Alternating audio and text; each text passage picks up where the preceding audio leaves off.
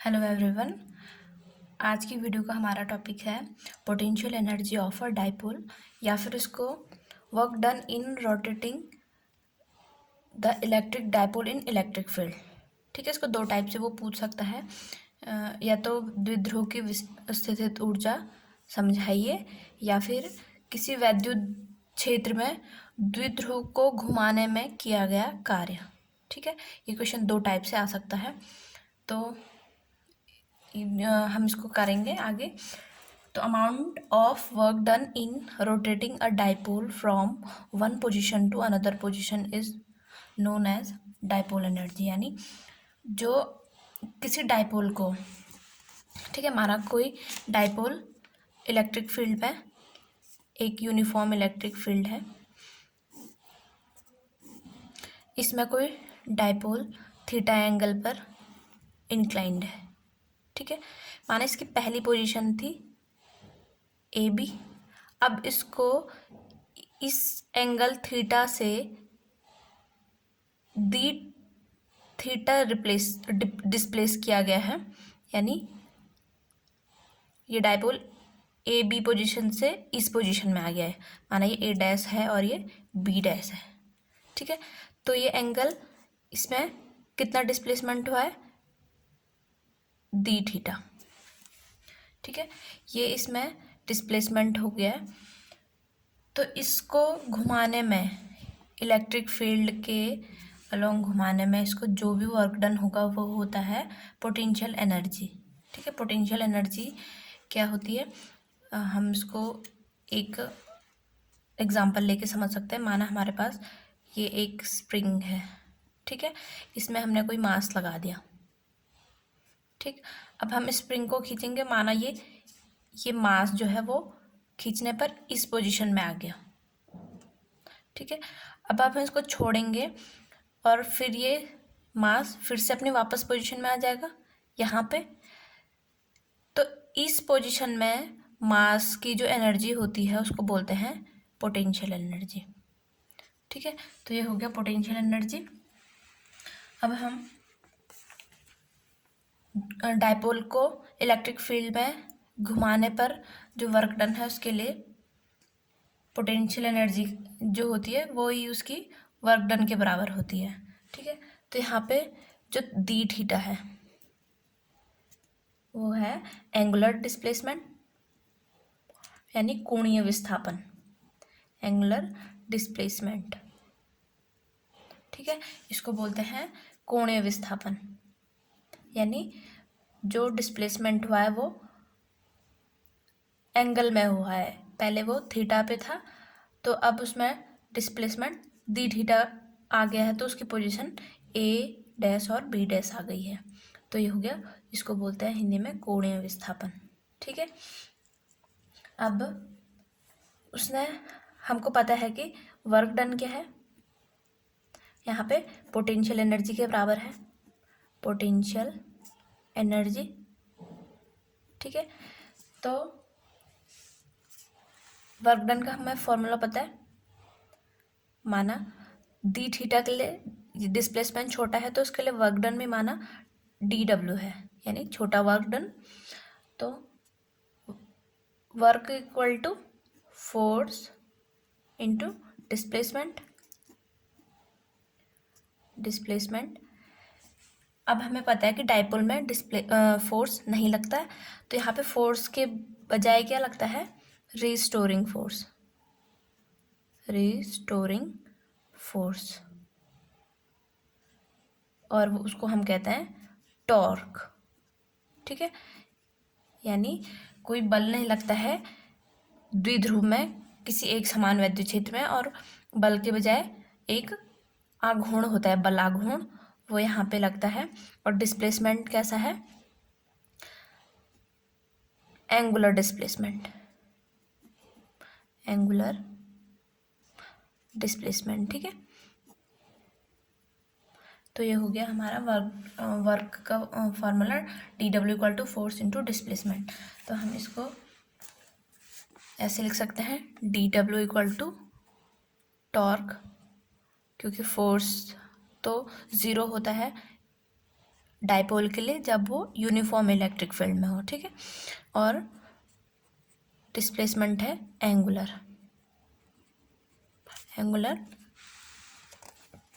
Displacement, ठीक है। तो ये हो गया हमारा वर्क डन। अब हमें पता है टॉर्क, टाउ की वैल्यू क्या होती है, पी ई साइन थीटा, और डिस्प्लेसमेंट हमारा है डी थीटा, ठीक है। तो ये वैल्यूज़ हम यहाँ पे रख देते हैं। तो d W equal to P E sine theta d theta. अब हमें होल वर्क चाहिए तो हम इसका इंटीग्रल कर देते हैं। तो इसका इंटीग्रल हो गया W P E sine theta d theta, और थीटा की वैल्यू 0 से थीटा तक वेरी करेगी, यानी 0 से लेकर हम थीटा का जो वैल्यू है वो कहीं तक भी इसको घुमा सकते हैं, ठीक है। तो P और E यहाँ पे कांस्टेंट है, इसलिए ये इंटीग्रल के बाहर आ गए और अंदर बच गया साइन थीटा डी थीटा, क्योंकि ये क्या है यहाँ पे वेरिएबल है, ठीक। तो साइन थीटा का इंटीग्रल क्या होता है, minus of cos theta, okay. तो P E minus of cos theta, और 0 टू इसकी जो लिमिट है थीटा, ठीक है। तो माइनस साइन हम बाहर लिख सकते हैं, इसको लिख सकते हैं माइनस ऑफ पी ई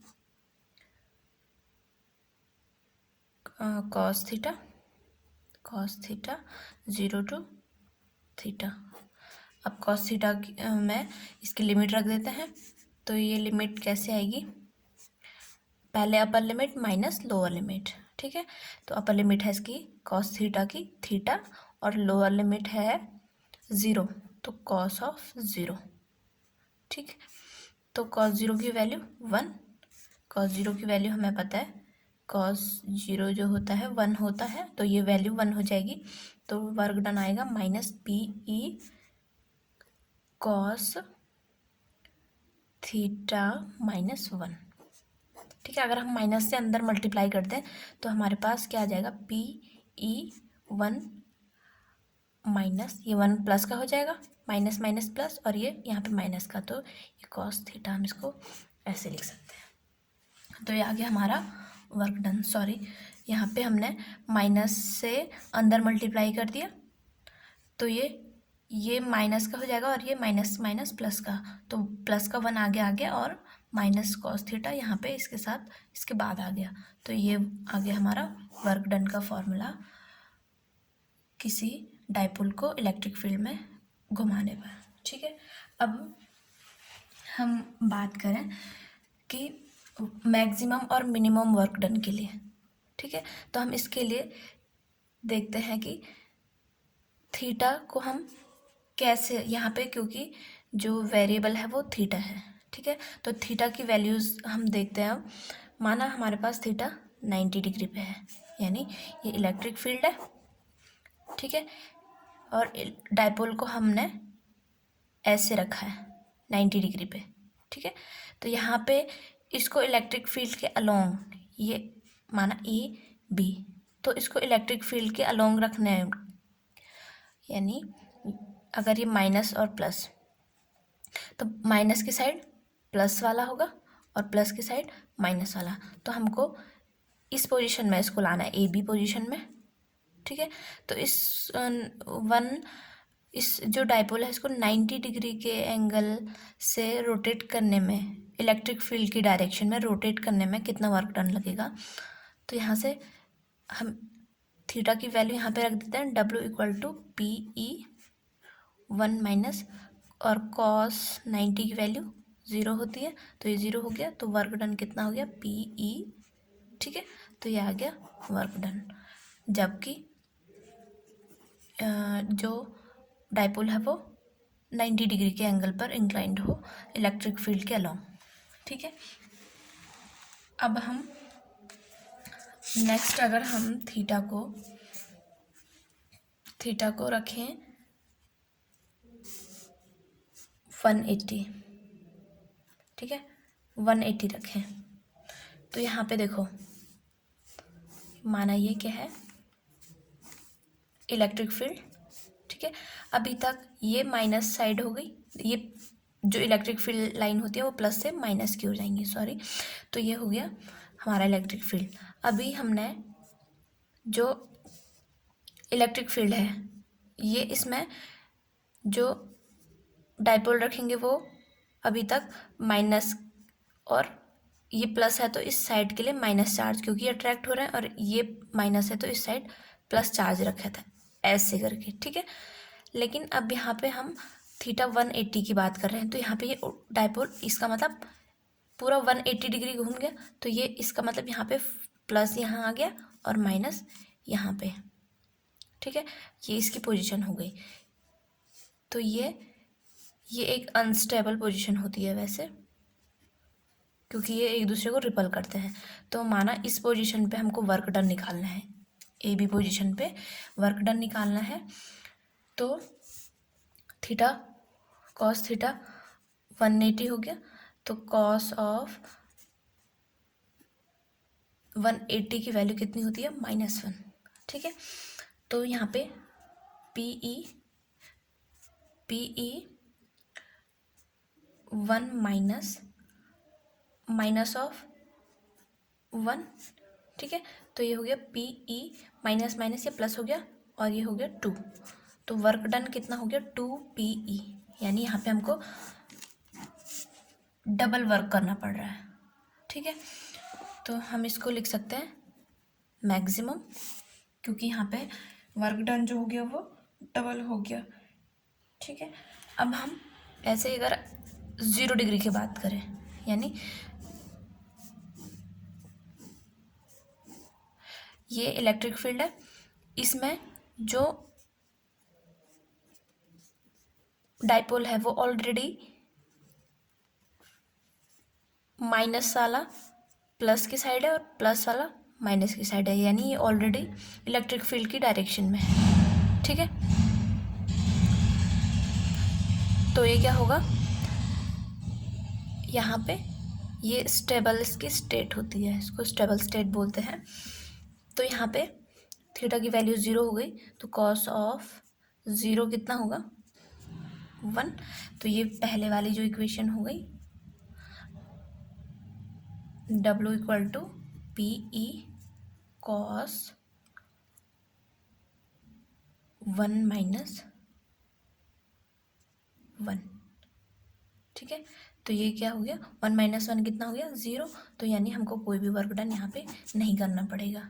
ठीक है, तो ये कितना हो गया 0, तो इसको हम मिनिमम इसकी वर्क डन यहाँ पे लिख सकते हैं। ठीक है, यहाँ पे वर्क डन जो होगा मिनिमम होगा, और मैक्सिमम कब होगा, जब ये 180 डिग्री पे इंक्लाइंड होगा। ठीक है, तो ये हो गया work done in electric field to rotating a dipole. तो ये आ गई हमारी इक्वेशंस। Thank you.